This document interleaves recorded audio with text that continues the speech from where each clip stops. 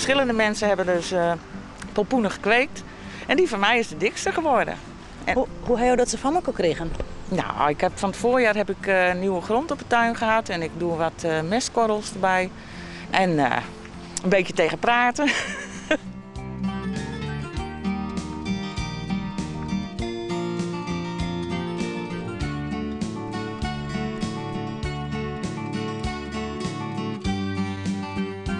Degene die het wint, daar halen ze de petten uit en die delen ze toriën weer uit aan iedereen die er omheen wil.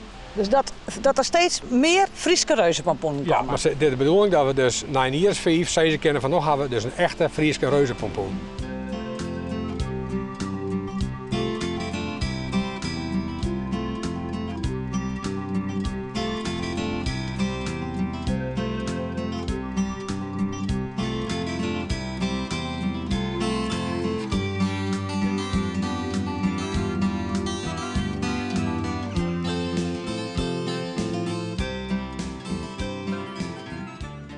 De wereldkampioen die zit in Amerika, die had een kweek van 655 kilo. Hoe groot is dat ding allemaal net? Ja, dat is net voor te stellen, zou ik wel zeggen. Ik ga hem op een foto zien, nou dan komt de man krijgt maar zijn holle boven het ding uit. Nou dit is maar een litskert. Dit is, nou ik schat hem ongeveer op 100 kilo. Zonder te gaan tellen, hè, dat is de kost. Oh, dat begin ik, dat waar ik Maar mijn rug en nek niet aan. Maar dat heb je sterke man bij, Ja. want Ik denk dat hij daar te zwaar voor is. En hoe brengen we hem dan zaterdag nou, hij weg? maakt op elkaar en dan nog een mooi naar zijn markt. Ja, oké. Misschien winnen we de prijs. Ja, nou, dat zou leuk zijn. Oké. Nou, doe je best nog even. Ja. Even groeien, jong. Ja.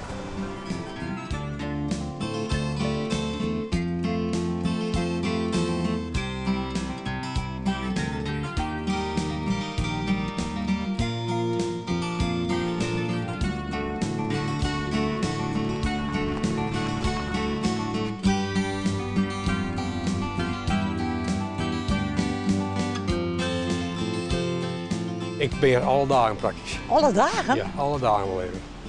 Al is maar even. Ik ken het altijd natuurlijk, maar ja, na het werk of voor het werk even. Ik ben zelf in ploegdienst.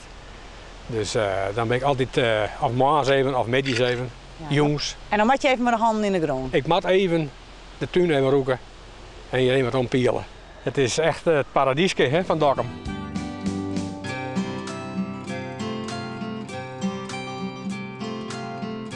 Ja, en knuffel je de pompoen nou, hè?